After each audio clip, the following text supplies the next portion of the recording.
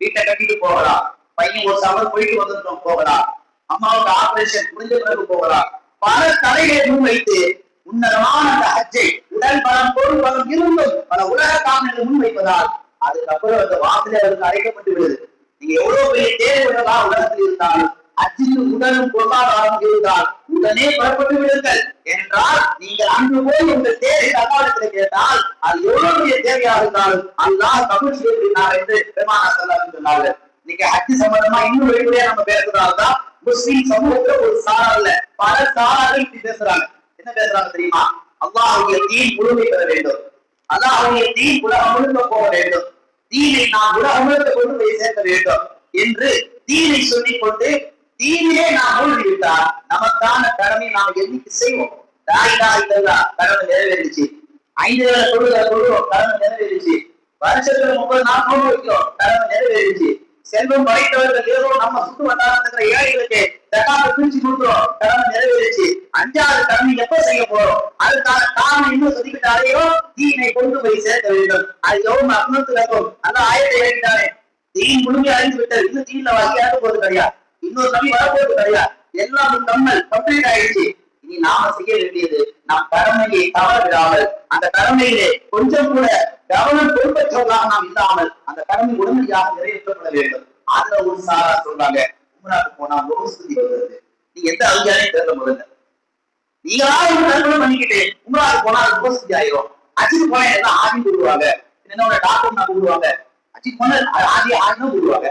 அவரை கூடுறது மாஷா அல்லா சொல்லு உள்ளதுல அதை இல்லா சொல்லு, அதை விட்டு ஊர் மக்கள் அப்படி கூப்பிடுவாங்க இப்படி கூப்பிடுறதுக்காக வேண்டி நடுத்தரம் உள்ளவர்கள், செல்வம் படைத்தவர்கள், உடல் வசதி பொருளாதார வசதி பெற்று இருந்தோம் அச்சிக்கு போகாமல் காலம் தாழ்த்தி கொண்டிருப்பதால் நான் சொல்லவில்லை, கண்மணி நாயகம் சரதாசன் சொன்னார்கள், 2 வசதி, உடல் வசதி பொருளாதார வசதி இருந்து அச்சை நிறைவேற்றவில்லை என்றால் அவன் முஸ்லிமாக மௌத்தாக வேண்டாம், ஒரு கிறிஸ்தவனாக மௌத்தாக இருந்தாங்க நபிகள் நாயகம்.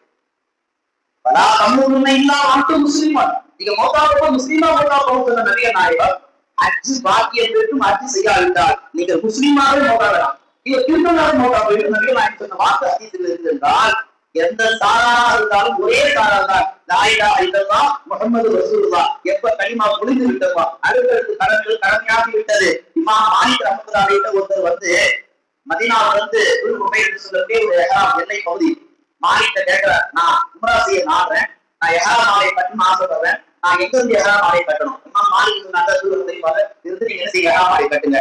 அந்த சஹாபி சொன்னார், அந்த நபர், இல்ல நான் மஸ்ஜித் நபவியிலிருந்து இஹ்ராம் ஆலை கட்டுவேன், மஸ்ஜித் நபவியிலிருந்து இஹ்ராம் ஆலை கட்டக்கூடாது.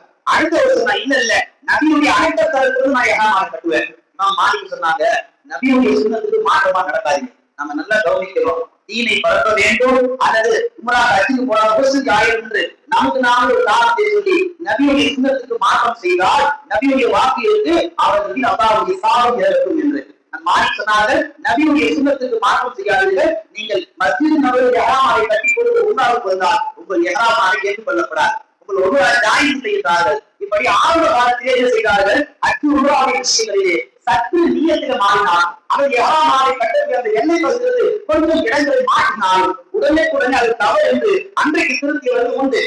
இமாம் ஷஃபீ பக்கீர் ரஹ்மத்துல்லாஹி என்று சொல்லக்கூடிய பெரிய ஒரு வழியில அவர் ஹஜ்ஜுக்கு போக வழியில பாத்தீங்கன்னா ஒரு ஆண்டர் கால்நடை சரியாகிட்டார்கள், ஊனமுற்றவர், தாயில தேய்த்தவாறு பயணம் செய்கிறார். அப்படி பயணம் செய்யறது பார்த்து இமாம் ஷஃபீ பக்கீர் ரஹ்மத்துல்லாஹி கேட்டாங்க, எகப்பா இந்த வியாபாரிகள் இப்படி போற?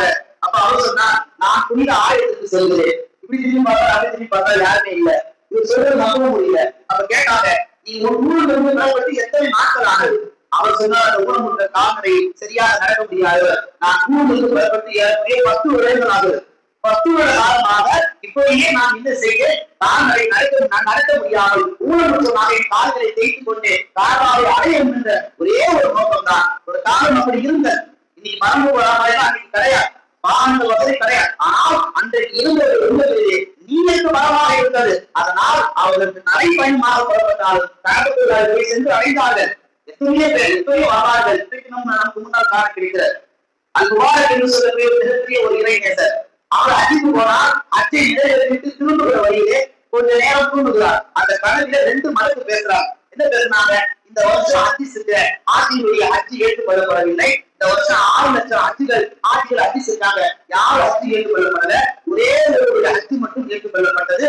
அவர் எகிப்தை சேர்ந்தவர், அவருக்கு செருப்பு தொழிலாளி, அவர் ஹஜ் மட்டும் ஏற்றுக்கொள்ளப்பட்டது.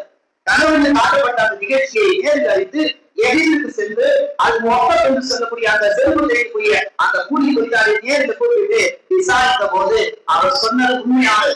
இந்த வருஷம் நான் ஹஜ்ஜுக்கு போனதா இருந்தேன், ஆனா ஹஜ்ஜுக்கு போகல. என் பக்கத்து வீட்டு ஒரு தாய் தன் குழந்தைகளுக்கு பசியின் வறுமையின் காரணமாக செத்த கழுவியை இறைச்சியை சமைத்து கொடுத்து கொண்டிருந்தால் அதை பார்த்து என் மனம் வலித்தது. நான் சேர்த்து வைத்திருந்த 3000 திர்ஹம்களை ஹஜ்ஜுக்காக வைத்திருந்ததை அந்த குடும்பத்திற்காக மாறி தந்துவிட்டேன் என்று அந்த நபர் சொன்ன அர்த்தம் தான். அன்றைக்கு ஹஜ்ஜுக்கு போன ஆஜ்மார்கள் எல்லாம் என்ன சொன்னாங்க தெரியுமா? அல் முஃபத் என்று சொல்லக்கூடியவர் அன்றைக்கு ஹஜ்ஜுக்கு வந்தார்.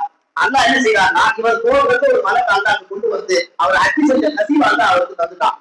ஏழ்மையில வறுமையில கஷ்டப்படுறவங்களுக்கு ஹஜ்ஜுக்கு போற அந்த பணத்தை எடுத்து கொடுத்தாலும் ஹஜ்ஜுடைய நன்மை கிடைத்து வரும்.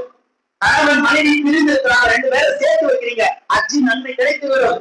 ஆனா இந்த பிரச்சனை எதுவுமே இல்ல, உடல் திடாகமா இருக்கு, பணம் இருக்கு, பேசாம டிக்கெட்டை போட்டு ஹஜ்ஜுக்கான காலங்கள்ல நாம புறப்பட்டு போவதுதான் ஒரு முஸ்லிமுடைய உண்மையான கம்பியம். தாரம் அப்புறம் தள்ளிக்கலாம், 60 வயசுல போய்க்கலாம், இப்ப அப்படி என்று காரணங்களை சொல்லி நாம் உலகத்திலே ஹஜ்ஜுக்கான வாய்ப்பை தள்ளி போட்டால் நபிகள் நாயகத்துக்கு ஒரு வாக்கு இருக்கு, அவர் முஸ்லீமாக பௌத்தாக வேண்டாம், ஒரு கிறிஸ்துவனாகவே பௌத்தாகட்டும். எல்லாம் அல்லாஹ் தஆலா இந்த புனித யாத்திரைக்கு செல்லக்கூடிய இந்த நசீபை அல்லாஹ் எல்லோருக்கும் தருவானாக. ஹஜ்ஜுக்கு செல்வது சுலபம் என்றாலும் உள்ளத்தில் நீயத்து ஒரு ஆரோக்கிய நாட்டம், அந்த நாட்டத்தை ஒவ்வொரு தொழுகையும் நாம் அல்லாஹ்விடத்தில் வைப்போம். புனித ஆயத்தை ரவுலாவை கண்கூடாக பார்த்ததற்கு பின்னால் யா அல்லாஹ் என் ரூஹை எடுத்துக் கொள்கின்ற உயர்ந்தமான துவா அல்லாஹ்விடத்தில் வைத்து அப்படி அந்த நசீபை பெறக்கூடிய நன்மக்களாக அல்லாஹ் எல்லோரையும் ஆக்குவானாக. ஆமீன். வாசு தருவானா அல்ஹம்துலில்லாஹி ரப்பில் ஆலமீன்.